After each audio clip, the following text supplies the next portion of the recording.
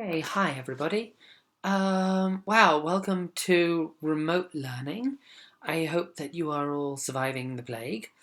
Um, but this is the beginning of a film festival. The idea is that every week you're gonna watch probably mostly two movies, and I'm gonna produce one of these little videos where I am gonna tell you about these two movies, and then at the end, the final exam will become some sort of film review option. Anyway, more about that later. For now, let's talk about the two movies this week. Both of these documentaries, one short, one a little longer, are about uprisings in the 1960s when members of the queer community spontaneously resisted police oppression. Neither of these documentaries are what you would call masterpieces.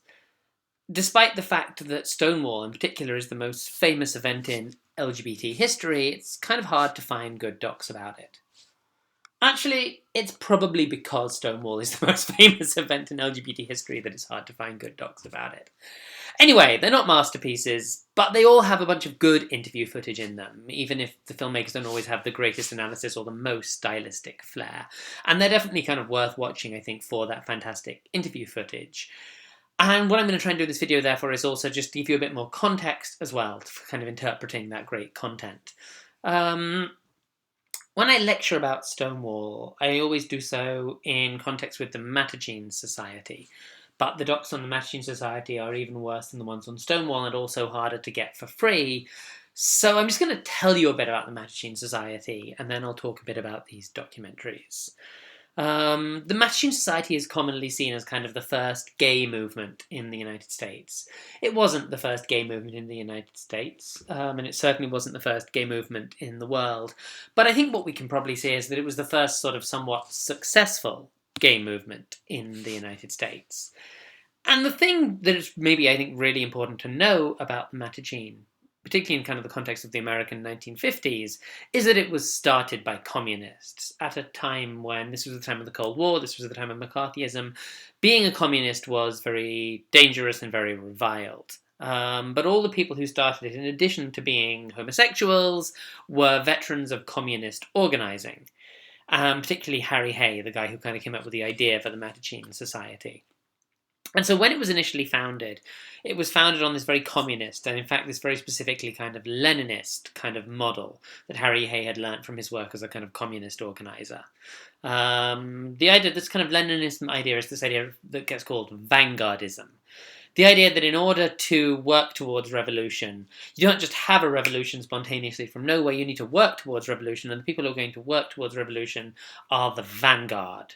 The vanguard is like the kind of, in an army, the vanguard is the people at the front of the attack. It will, like fucking Braveheart. People are running at each other, people in the front are the vanguard. And so there's that, if you're going to have a revolution, it's necessary first to build a kind of small, committed, highly organized movement of what Harry Hay referred to as enlightened homosexuals, who could then kind of work to radicalize the entire class and lay the basis for the revolution.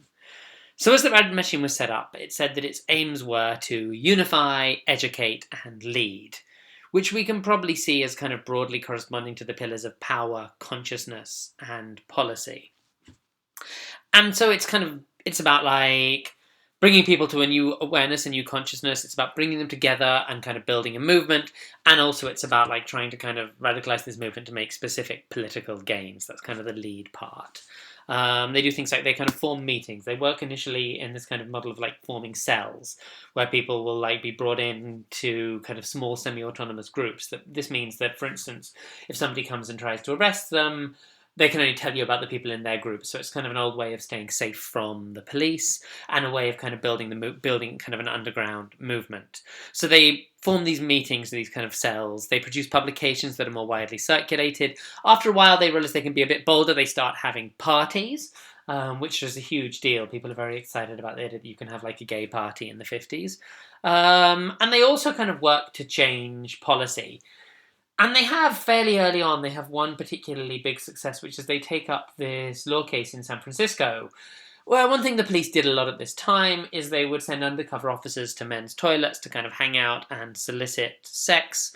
And then when somebody indicated interest in having sex with the police officer would then arrest them for indecent behaviour. And so this was a form of entrapment. And they basically defended a case in San Francisco, and they won a victory, basically establishing that at least in San Francisco and indicating that this might spread nationally, police could no longer carry out this particular form of entrapment. They could no longer arrest people for gay sex, which was still illegal, by posing as people looking for gay sex.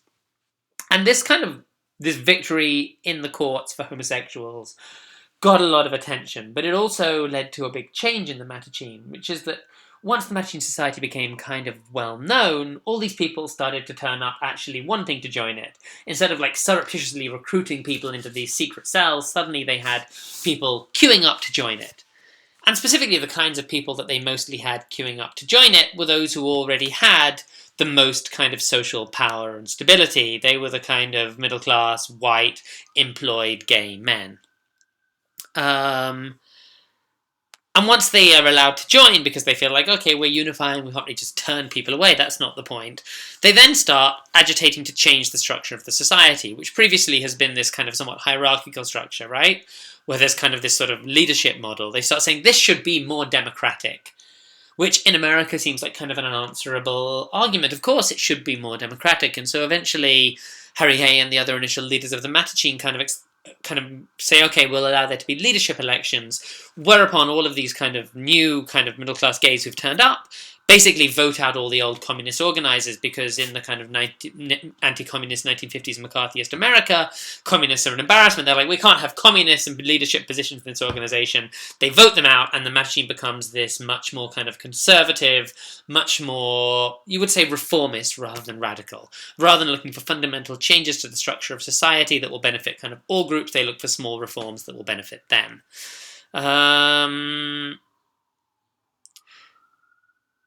And this is kind of, I think this is kind of a story we'll be seeing a lot as we kind of talk about this history of organizing, queer organizing in the US, this kind of story where radical organizations get either taken over or pushed out by kind of more reformist models of organizing. And this is kind of points maybe to a weakness of the concept of vanguardism itself, which is that if you need dedicated political organizers, a lot of people who have the time and resources for that turn out to be rich white men, and if you have people who are from comparatively well-off backgrounds in those positions of power within a movement, then that movement tends to become more conservative. So this is an ongoing problem with the vanguardist model. What I then want to say is, one thing you can kind of oppose vanguardism to as kind of a strategy for looking for kind of political change or campaigning for change is this other possibility. Instead of a small group of people organizing things, you can have a big thing that just happens spontaneously. So instead of being small and organized, it's large and disorganized. This kind of idea of sort of the spontaneous mass uprising. And this can be kind of opposed to the vanguardist model, which, of course, in one of these documentaries, it's represented not only by the Mattachine Society, but in one of these documentaries, you'll hear about a group that's actually in the 1960s calling itself Vanguard. So not subtle, again, you can see that kind of inspiration in the way that they're thinking. And so as opposed to this idea of the vanguard, there is also the spontaneous mass uprising. And these two documentaries describe two of kind of the key points in the 60s where gays and trans people started spontaneously fighting the police. There are others. This was actually a thing that happened a bunch. We might talk about, for instance, the Cooper's Donuts riots, or there are definitely others out there. But these are probably the two best documented. And in both of these two documentaries about these moments of spontaneous mass uprising against the police, there are lots of kind of great interviews, lots of interesting facts. I think they both tell you a lot about what kind of day-to-day life as a gay person was like in the 60s, about how the police oppressed the gay community. And they also tell you a lot, perhaps most importantly, about how powerful it is to fight back. Not just because fighting back kind of immediately changes the material realities that you face, because actually kind of it doesn't. You still don't have a job, or you still have the same lack of resources. The police still have the same resources they had. People still maybe hate you just as much as they did yesterday. You have a riot, it doesn't immediately change everything. But things it does change is it changes how people think and feel a little bit.